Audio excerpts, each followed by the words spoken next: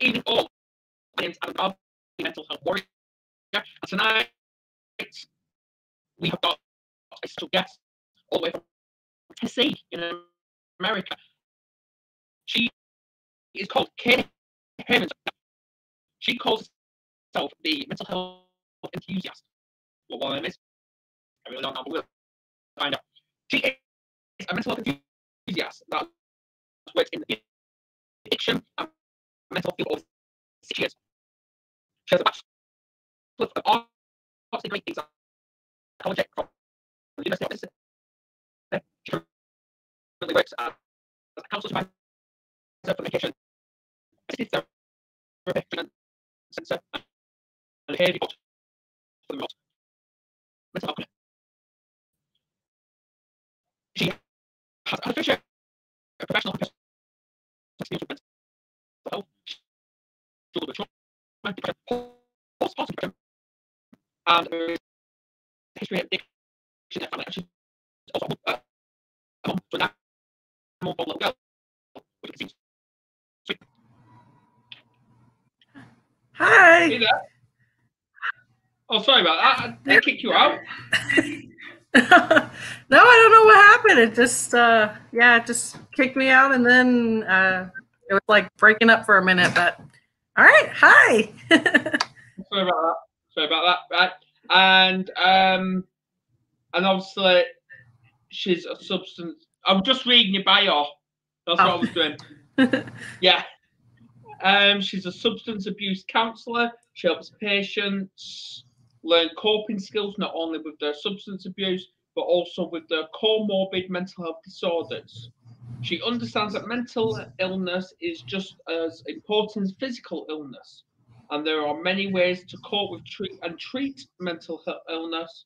And she wants to help destroy the stigma concerning mental health and help connect people that have similar struggles to create a support system. All I've got to say is welcome. Thank you. Thank you for having me. You are most welcome. And obviously we see little Charlie in the screen as well. So maybe she'll probably start talking as well. I don't know. If she starts talking, I will be impressed. She might make a lot of babbling. Brilliant. Now, I want to know, as well as the viewers, so everyone that's tuned in, please comment who you are, where you're tuning from, and let's hear your stories, because we've all got one, and let's end this stigma today. Now, I want to know is, what is a mental health enthusiast? So I have always been interested in the mental health field pretty much since middle school, and I've always pretty much I've been the advice person for our friends and family, and I've always wanted to learn how humans ticked. And then in college, I actually started experiencing depression after some trauma, some sexual trauma within the family, and it just kind of pushed me more into the mental health and psychology field so I could learn more about my own depression, but other family members that have their own struggles, and just pretty much educating myself on mental health. And I've really learned a lot with and the methadone clinic that I work at with opiate addiction and even more mental health. And it's just amazing how people think that people have complete control over the way they feel, when sometimes that's not the case with mental health. It's not that simple. And so a lot of times there's a negative stigma around that. And I just I want to help people, and I want to help people learn about mental health and just learn how to better themselves, create a happier, healthier life, because life is definitely worth living, but worth living to be happy. Absolutely. Now, obviously, I applaud you for what you do. I really do. Obviously, I've never come across an enthusiast for mental health, but as you say, you always have to bring fun into mental health. Mm-hmm. For sure. I know, and people's going to question why. How can you bring fun into mental health when somebody wants to commit suicide? Also, there's a time and place for fun. Oh, right. To bring into mental health. There's time and place, and things like this. So if people can actually resume from your story, that's fantastic. Like you've even put in your bio, if you can help one person, you're satisfied. Very much so. Yes, definitely. Yeah, I definitely like to. I mean, humor is definitely part of resilience with dealing with mental health. So a lot of times, being able to laugh, watching comedies, listening to funny stories. I definitely like telling funny stories during my sessions, and encourage patients to have their own stories to tell. If I can make a patient, laugh and leave a little lighthearted, that's good. So I always enjoy laughing. There's actually a running joke that anytime I dated a guy, my mom would be like, "Why do you like this guy?" And I'm like, "Because he's funny. He makes me laugh." And so definitely humor and is very important with mental health. It helps build resilience so that way you can deal with the negativity and the everyday life stressors, that's for sure. Absolutely. So we want to start, we're on the carry on, obviously. Obviously you say humor was a big part of your life growing up. So did you have humor throughout school? I mean, I played sports, and so me and my friends, we would always cut up and everything like that. Surprisingly, I mean, I liked, I was kind of on broad ends of the spectrum when it came to movies. I'm a big Disney fanatic, but I really like horror films. Like, What's your favorite one? My favorite, I like the Freddy Krueger series. That's yes, Freddy Krueger. Now you're talking. And yeah, but obviously when it comes to mental health, caffeine definitely helps. Caffeine can help. It can help, but it can also hinder if you have anxiety and stuff. Yeah. Well, too much caffeine, though. Too much caffeine can hinder. For sure. Yeah, absolutely. Now, let's talk about when you first found out you had mental health. What was your response, like your reaction? Well, when I was a kid, I was a very joyful, optimistic kid. Everybody would, enjoyed being time with me. My mom always thought I was so positive and a morning person. And then, unfortunately, my father actually sexually abused me as a child, and then again before going to college. And I didn't really deal with that. Like, I just kind of, especially as a kid, I went to like a church counselor. I didn't feel really comfortable with her. I really just didn't want to talk about it. I wanted to push it away. So I lived on with my life as a kid. And then he tried to do it again the summer before I went off to college. And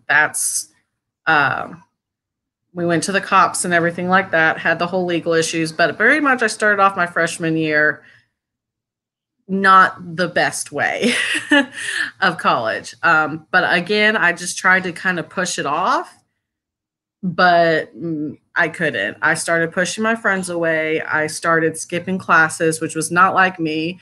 I was the crazy senior that got perfect attendance at my high school. And most seniors like to skip. So unfortunately, my freshman year of college, I really became emotional. All I wanted to do was sleep all the time. And I even thought about self-harm. I never actually did it, but I wanted it to go away. I wanted to do anything to make what I was feeling go away. And so I knew my mom struggled with depression. We talked about it as I got older.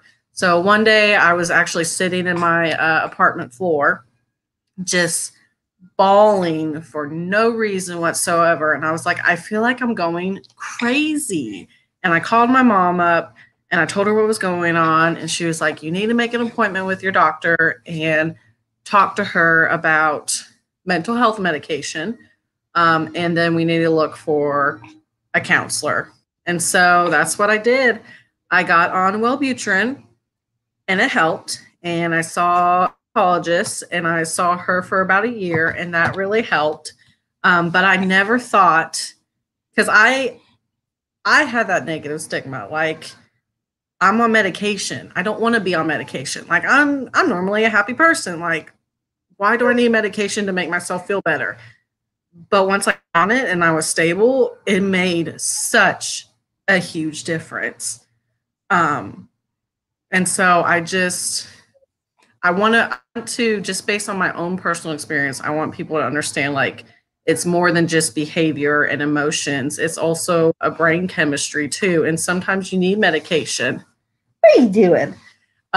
Sometimes you need medication to help stabilize that brain chemistry, so that way you can move on with your life and learn to cope with whatever trauma or mental health you're dealing with and get better. Absolutely.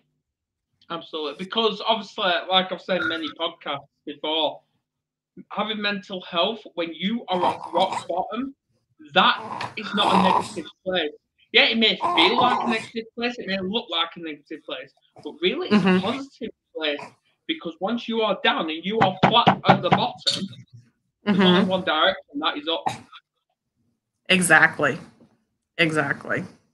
Very much so. Yeah, hang on, I'm just trying to there you go. Oh, hang on. Just trying to sort this charger out. It's a dodgy charger. It really is dodgy. I need to get another one. It happens all the time. I just never get around to getting a new one. Technology, what to do? Exactly. Yeah. Can't live with it, can't live without it. Yeah. Oh, it's just not working. Anyway, we'll see how far we can go with this. Okay. Yeah, because it's on like 13% anyway, so we'll see how far we can get. But yeah, it's so obviously when it comes to the Bachelor of Arts degree in psychology from the University of Mississippi, I bet you was over the moon about that. Very much so. Yes. I was actually looking to get my master's degree, but I wanted to get out of Mississippi. So I applied to different places in Tennessee and stuff, and just unfortunately didn't get into graduate school. But me and my boyfriend at the time, we moved up to the Nashville area, moved into his mom's house, so that way I could try to find a better job with my degree, because down in Mississippi there wasn't a lot of options. And that's when I got hired at BHG and for an opiate addiction counselor.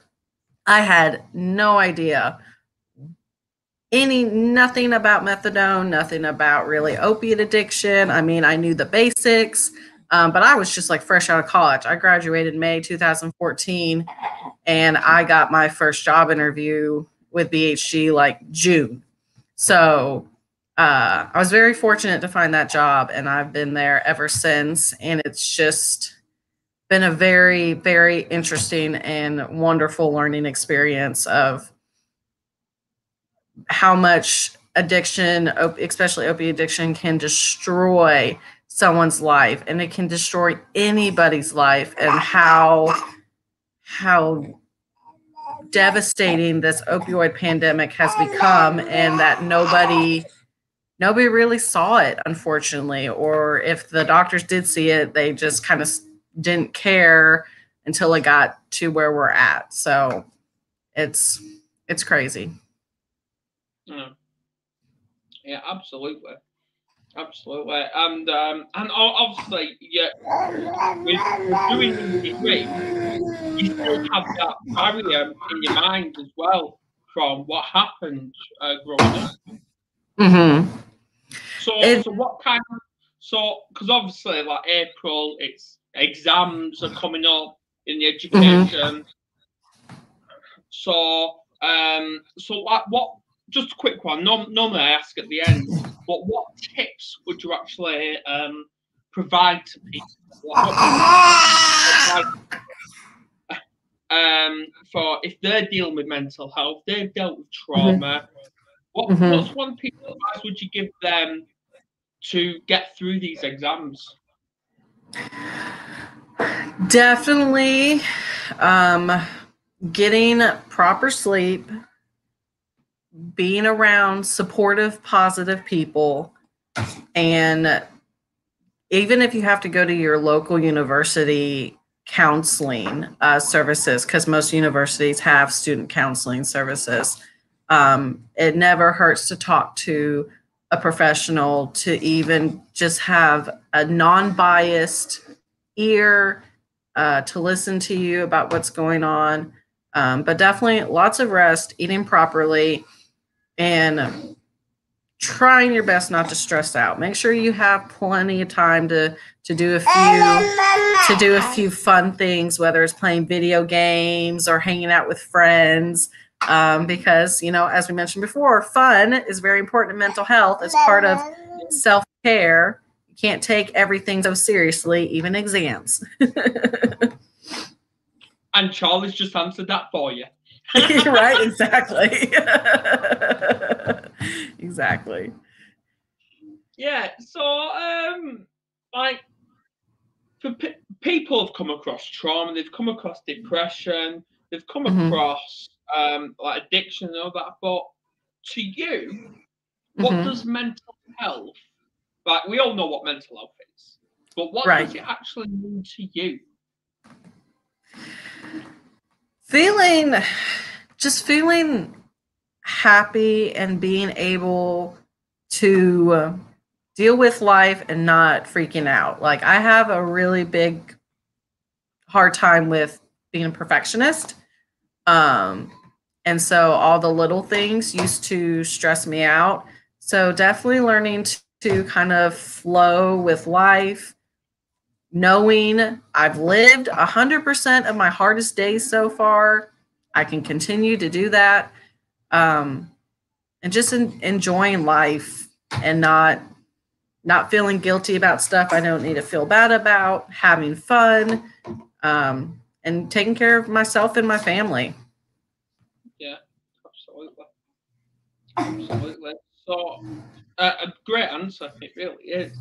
But postpartum depression, what is it?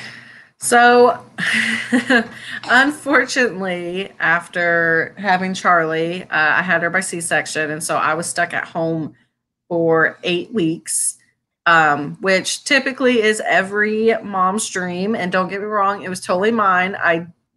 After the fact, I love every moment, but it was basically just me and her 24/7 for 8 weeks. Brand new mom. My husband's at work for like 9-10 hours a day. And I'll just be honest, she was not the happiest baby. So it was hard. I was emotional. I was tired. I was ready to just kind of be done. I lacked motivation to really do anything. I was just kind of in survival mode, take care of Charlie and do my best to kind of take care of me. And it's hard. It's definitely hard. Where you have like no motivation to do anything but the basics. Absolutely, yeah. Yeah. There were no like suicide attempts, were there? No,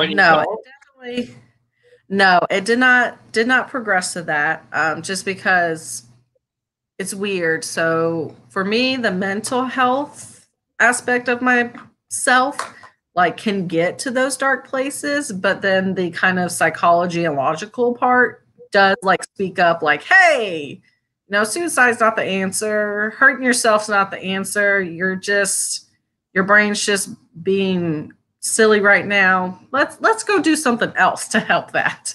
So yeah, exactly. So yeah, it's this word leads on to substance abuse counselor.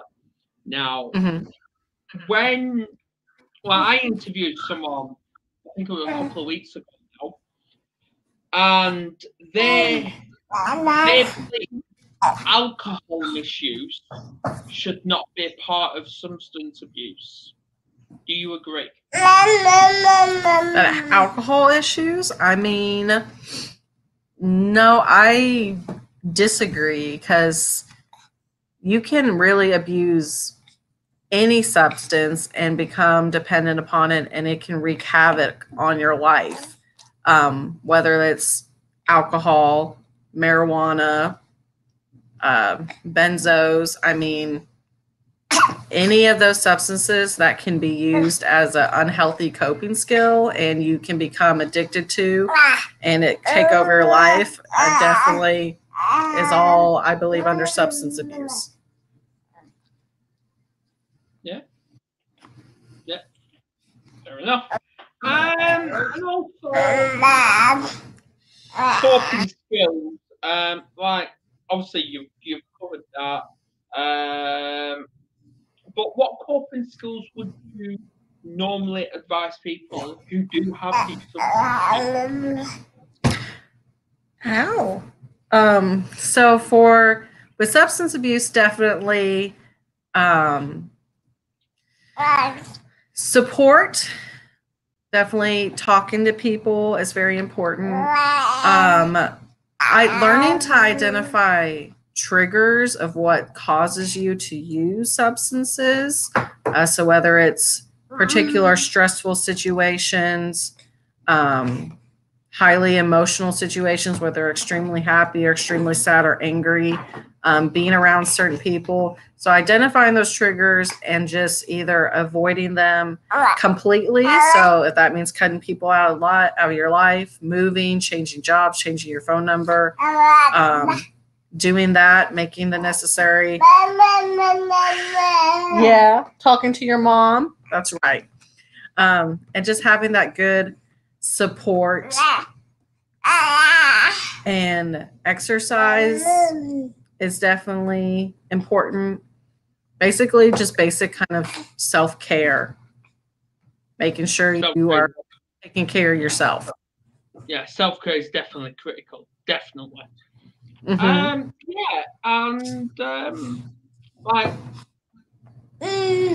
Started like helping people.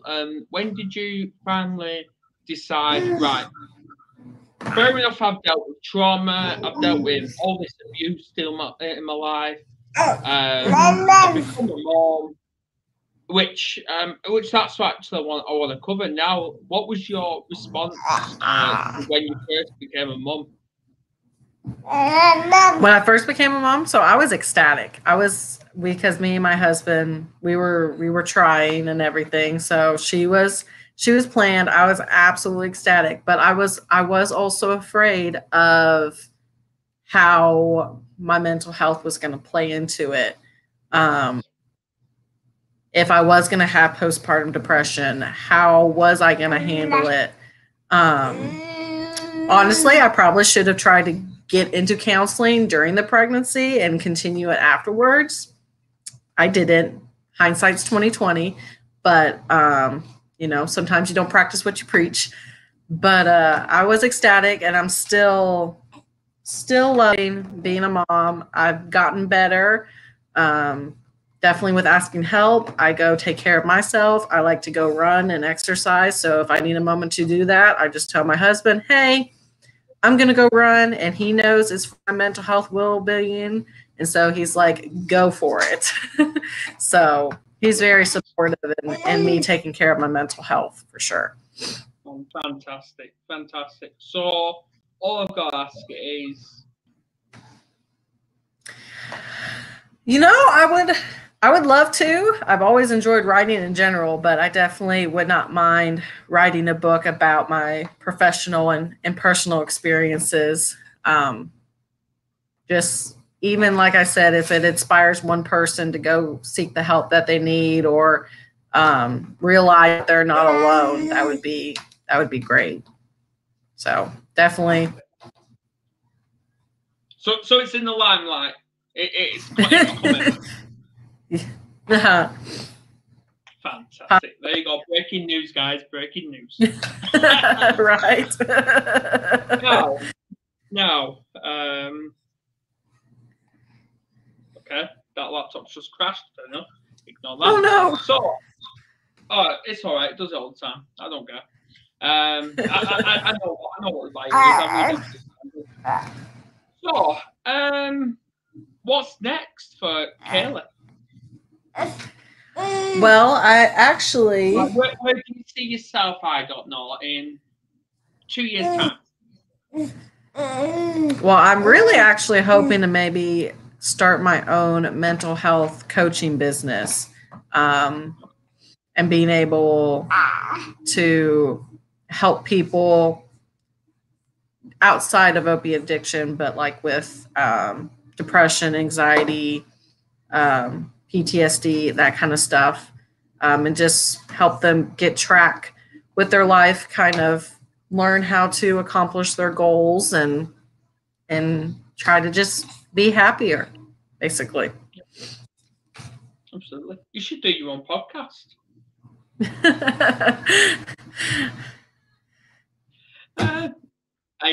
Just a suggestion.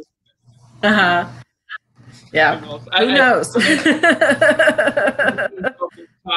Adam, please subscribe to my channel. I'm like, right, okay. But anyway, you're a warrior. That's all I can say. You're a warrior, and you're more welcome. And all I've got to say is, for anyone that wants to reach out to Kalee, where would people be able to find you? So you can actually find me on Facebook. You can look me up by Kalee Hermanson. And I'm even on Instagram at KH_mental healthy balance. You're also on LinkedIn. And I'm on LinkedIn. Yes. I am on LinkedIn. Yep. You can find me on there under Kalee Hermanson. Brilliant. And all I've got to say is thank you to not just you, but to Charlie as well for making an appearance. Thank you. Yep, there you go. And all I've got to say is thanks to everyone that's tuned in tonight. Please share this in awareness. We need to get this stigma stopped. Yes. Because we've all got someone to talk to. No, we've all got someone to talk to. You won't think just 2 years ago I attempted suicide, but look what I've been doing in the last couple of years. And now I'm loving every second. And this could be Kalee in the next 12 months. Who knows? But anyway, very true. Who knows? Thank you for coming on. All I've got to say is thank you. That's all I've got to say. But please tune in Sunday night, UK time at 11 p.m. when I'm going to be joined, by Alan Stevens. He actually reads people. He reads people. I know. People thinking that's scary, but no, it's not. It actually helps. And he's got a passion for helping people and getting people's stories out there as well. So that's going to be fascinating. And on that note, I'm going to end this podcast now. Please share the awareness and let's end this stigma today. Cheerio. Thank you. Have a good day.